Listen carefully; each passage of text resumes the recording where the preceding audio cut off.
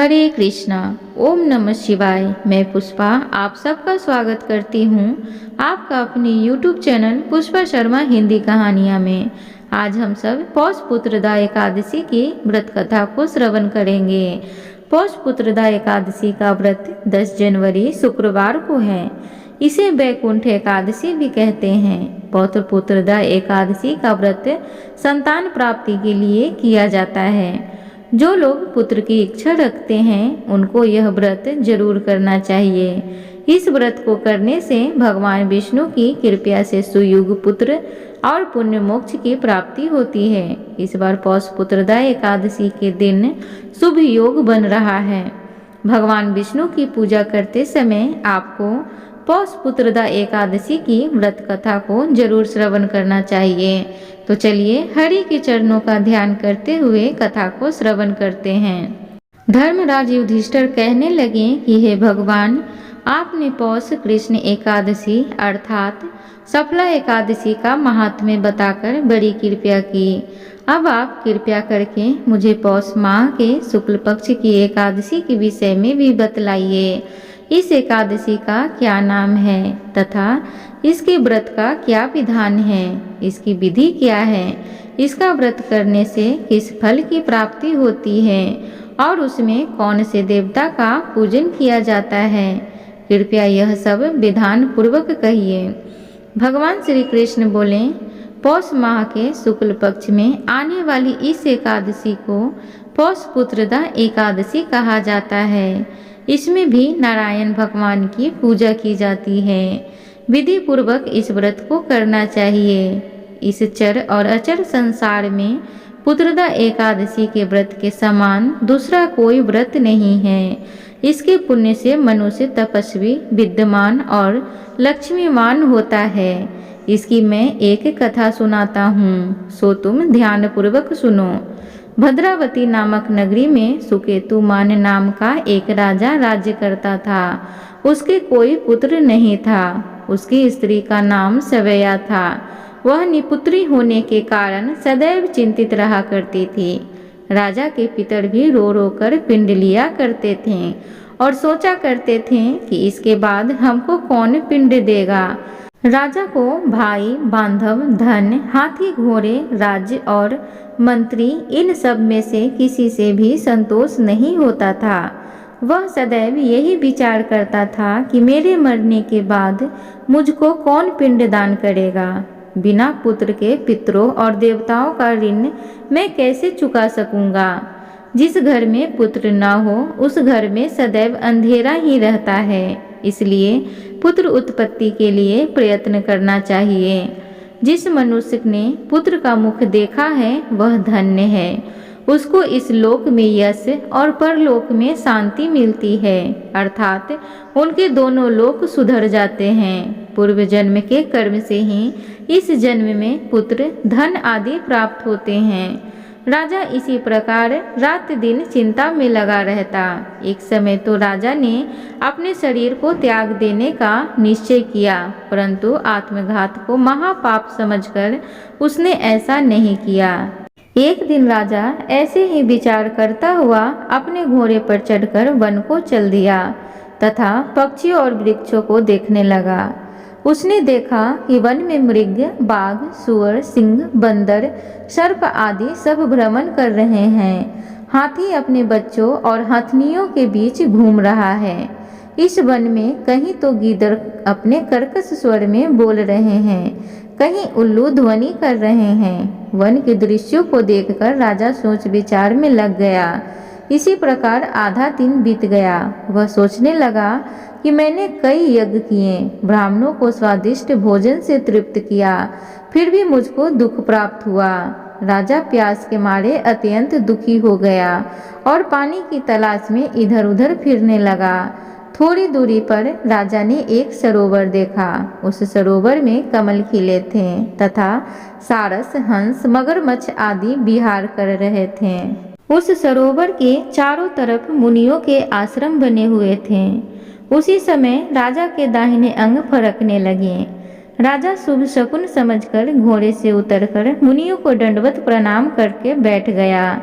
राजा को देखकर मुनियों ने कहा, हे राजन, हम तुमसे अत्यंत प्रसन्न हैं। तुम्हारी क्या इच्छा है, सो कहो। राजा ने पूछा, महाराज, आप कौन हैं और किस लिए यहाँ आए हैं? कृपया करके बताइए। मुनि कहने लगे कि हे राजन, आज संतान देने वाली पुत्रदा एकादशी है। हम लोग विश्व देश में हैं और इस सरोवर में स्नान करने के लिए आए हैं। यह सुनकर राजा कहने लगा कि महाराज, मेरे भी कोई संतान नहीं है। यदि आप मुझ पर प्रसन्न हैं तो एक पुत्र का वरदान दीजिए। मुनि बोले, हे राजन, आज पुत्रदा एकादशी है, आप अवश्य ही इसका व्रत करें। भगवान की कृपा से अवश्य ही आपके घर में पुत्र होगा। मुनि के वचनों को सुनकर राजा ने उसी दिन एकादशी का व्रत किया और द्वादशी को उसका पालन किया। इसके पश्चात मुनियों को प्रणाम करके महल में वापस आ गया। कुछ समय बीतने के बाद रानी ने गर्भ धारण किए और 9 महीने के पश्चात उनके एक पुत्र हुआ। वह राजकुमार अत्यंत शूरवीर, यशस्वी और प्रजापालक हुआ। श्री कृष्ण बोले, हे राजन, पुत्र की प्राप्ति के लिए पुत्रदा एकादशी का व्रत करना चाहिए। जो मनुष्य इस महात्म्य को पढ़ता या सुनता है या हुंकार भरता है, उसे अंत में स्वर्ग की प्राप्ति होती है। एक बार बोलो, कृष्ण भगवान की जय, लक्ष्मी माता की जय। प्रिय भक्तजनों, तो अब हम सब श्री राम की भक्त की एकादशी की दुर्लभ कथा को श्रवण करेंगे। तो चलिए कथा सुनते हैं।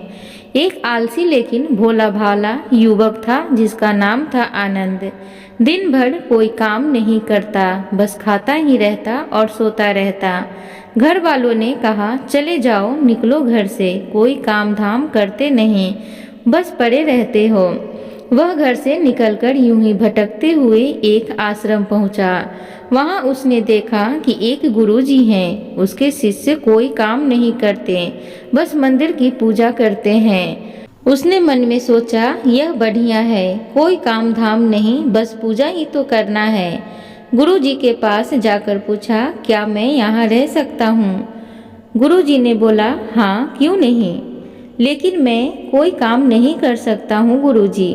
कोई काम नहीं करना है, बस पूजा ही करनी होगी।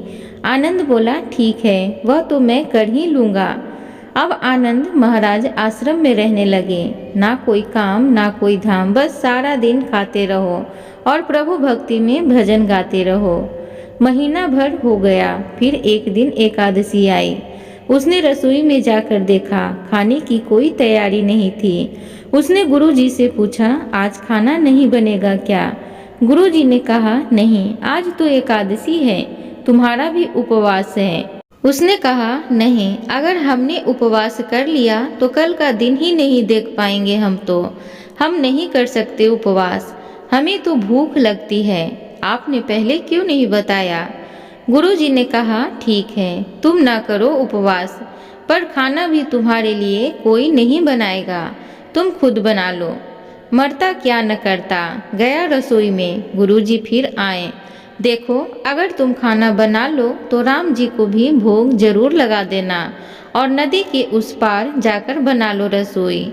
ठीक है। लकड़ी, आटा, तेल, घी, सब्जी लेकर आनंद महाराज चल गए। जैसा तैसा खाना भी बनाया। खाने लगा तो याद आया, गुरुजी ने कहा था कि राम जी को भोग जरूर लगाना। वह भजन गाने लगा, आओ मेरे राम जी, भोग लगाओ जी, प्रभु राम आइए, श्री राम आइए, मेरे भोजन का भोग लगाइए। कोई नहीं आया तो बेचैन हो गया कि यहाँ तो भूख लग रही है और राम जी आ ही नहीं रहे हैं। भोला मानस जानता नहीं था कि प्रभु साक्षात तो आएंगे नहीं, पर गुरु जी की बात मानना जरूरी है। फिर उसने कहा, देखो प्रभु राम जी, मैं समझ गया कि आप क्यों नहीं आ रहे हो। मैंने रूखा सूखा बनाया है और आपको तरमाल खाने की आदत है, इसलिए नहीं आ रहे हैं। तो सुनो प्रभु, आज वहाँ भी कुछ नहीं बना है, सबकी एकादशी है। खाना हो तो यह भोग ही खा लो। श्री राम अपने भक्त की सरलता पर बड़े मुस्कुराए और माता सीता के साथ प्रकट हो गए। भक्त असमंजस में है। गुरुजी ने तो कहा था कि राम जी आएंगे, पर यहाँ तो माता सीता भी आई हैं और मैंने तो भोजन बस 2 लोगों का बनाया है। चलो कोई बात नहीं, आज इन्हें ही खिला देते हैं। बोला, प्रभु मैं तो भूखा रह गया, लेकिन मुझे आप दोनों को देखकर बड़ा अच्छा लग रहा है। लेकिन अगली एकादशी पर ऐसा न करना, पहले बता देना कि कितने जन आ रहे हो, और हाँ, थोड़ा जल्दी आना। राम जी उसकी बात पर बड़े मुद्दित हुए, प्रसाद ग्रहण करके चले गए। अगली एकादशी तक यह भोला मानस सब भूल गया। उसे लगा प्रभु ऐसे ही आते होंगे और प्रसाद ग्रहण करते होंगे। फिर एकादशी आई। गुरुजी से कहा, मैं चला अपना खाना बनाने। पर गुरुजी, थोड़ा ज़्यादा अनाज लगेगा, वहाँ 2 लोग आते हैं। गुरुजी मुस्कुराए, भूख के मारे बावला है, ठीक है ले जा और अनाज ले जा। अब की बार उसने 3 लोगों का खाना बनाया। फिर गुहार लगाई, प्रभु राम आइए, सीता राम आइए, मेरे भोजन का भोग लगाइए। प्रभु की महिमा भी बड़ी निराली है। भक्त के साथ कौतुक करने में उन्हें बड़ा मजा आता है। इस बार वे अपने भाई लक्ष्मण, भरत, शत्रुघ्न और हनुमान जी को लेकर आ गए। भक्त को ये देखकर चक्कर आ गया। यह क्या हुआ, एक का भोजन बनाया तो 2 आ गए, आज 2 का खाना ज्यादा बनाया तो पूरा खानदान ही आ गया है। लगता है आज भी भूखा ही रहना पड़ेगा। सबको भोजन लगाया और बैठे बैठे देखता रहा। अनजाने ही उसकी भी एकादशी की व्रत हो गई। फिर अगली एकादशी आने से पहले गुरुजी से कहा, गुरुजी ये आपके प्रभु राम जी अकेले क्यों नहीं आते? हर बार कितने सारे लोगों को ले आते हैं, इस बार अनाज ज्यादा देना। गुरुजी को लगा कहीं यह अनाज बेचता तो नहीं है, देखना पड़ेगा। जाकर भंडार में कहा, इसे जितना अनाज चाहिए इसे दे दो, और छुपकर उसे देखने चल पड़े। इस बार आनंद ने सोचा, खाना पहले नहीं बनाऊंगा, पता नहीं कितने लोग आ जाएं, पहले बुला लेता हूँ फिर बनाता हूँ। फिर आनंद ने देर लगाना शुरू किया, प्रभु राम आइए, श्री राम आइए, मेरे भोजन का भोग लगा जाइए। सारा राम दरबार मौजूद। इस बार तो हनुमान जी भी साथ आए, लेकिन यह क्या, प्रसाद तो तैयार ही नहीं है। भक्त ठहरा भोला भाला, बोला, प्रभु इस बार मैंने खाना नहीं बनाया। प्रभु ने पूछा, क्यों नहीं बनाया? बोला, मुझे मिलेगा तो नहीं, फिर क्या फायदा बनाने का, आप ही बना लो और खुद ही खा लो। राम जी मुस्कुराए, सीता माता भी गदगद हो गईं उसके मासूम जवाब से। लक्ष्मण जी बोले, क्या करे प्रभु? प्रभु बोले, भक्त की इच्छा है पूरी तो करनी पड़ेगी, चलो लग जाओ काम पर। लक्ष्मण जी ने लकड़ी उठाई, माता सीता आटा सानने लगी। भक्त एक तरफ बैठकर देखता रहा। माता सीता रसोई बना रही थी तो कई ऋषि मुनि, यक्ष, गंधर्व प्रसाद लेने आने लगे। इधर गुरुजी ने देखा खाना तो बना नहीं, भक्त एक कोने में बैठा है। पूछा, बेटा क्या बात है, खाना क्यों नहीं बनाया? बोला, अच्छा किया गुरुजी आप आ गए, देखिए कितने लोग आते हैं प्रभु के साथ। गुरुजी बोले, मुझे तो कुछ नहीं दिख रहा है तुम्हारे और अनाज के सिवा। भक्त ने माथा पकड़ लिया, एक तो इतनी मेहनत करवाते हैं प्रभु, भूखा भी रखते हैं और ऊपर से गुरुजी को दिख भी नहीं रहे हैं, यह और बड़ी मुसीबत है। प्रभु से कहा, आप गुरुजी को क्यों नहीं दिख रहे हैं? प्रभु बोले, मैं उन्हें नहीं दिख सकता। बोला, क्यों? वे तो बड़े पंडित हैं, ज्ञानी हैं, विद्वान हैं, उन्हें तो बहुत कुछ आता है, उनको क्यों नहीं दिखते आप? प्रभु बोला, माना कि उनको सब कुछ आता है, पर वे सरल नहीं हैं तुम्हारी तरह, इसलिए उनको नहीं दिख सकता। आनंद ने गुरुजी से कहा, गुरुजी प्रभु कह रहे हैं आप सरल नहीं हैं, इसलिए आपको नहीं दिखेंगे। गुरुजी रोने लगे, वाकई मैंने सब कुछ पाया पर सरलता नहीं पा सका तुम्हारी तरह, और प्रभु तो मन की सरलता से ही मिलते हैं। प्रभु प्रकट हो गए और गुरुजी को भी दर्शन दिए। इस तरह एक भक्त के कहने पर प्रभु ने रसोई बनाई। एक बार प्रेम से बोलिए श्री राम दरबार की जय, श्री हरि विष्णु भगवान की जय, लक्ष्मी माता की जय। प्रिय भक्तजनों, एकादशी के दिन तुलसी माता की पूजा और कथा सुनने का भी बड़ा महत्व है। तो चलिए तुलसी माता की कथा को श्रवण करते हैं। कार्तिक माह में सभी औरतें तुलसी जी को जल से सींचा करती थी।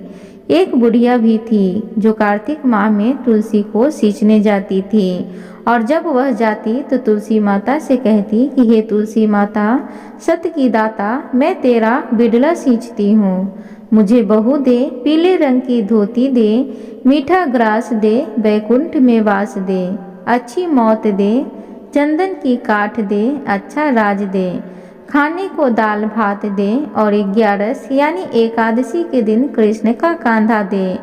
बुढ़िया माँ की यह बातें सुनकर तुलसी माता सूखने लगी। तुलसी माता को यूं सूखते देख भगवान ने पूछा कि हे तुलसी, तुम दिन प्रतिदिन क्यों सूखती जा रही हो? तुलसी माता ने कहा कि बस मेरे मन की मत पूछो।